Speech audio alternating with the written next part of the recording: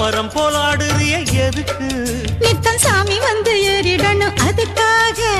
தொப்புள தங்காட்டுறிய எதுக்கு? மாமன் பம்பரம் தான் விட்டுடணும் அதுக்காக. சும்மா நாச்சு பார்க்கும் போது சூட்டனையும் ஏத்துற. சாராயத்தை கண்ணுல வச்சு ஆளு மேல ஊத்துற. காஞ்ச மாடு கம்புலதான் பாஞ்சது போல் தெம்புலதான் நீயும் மேய பாக்குற.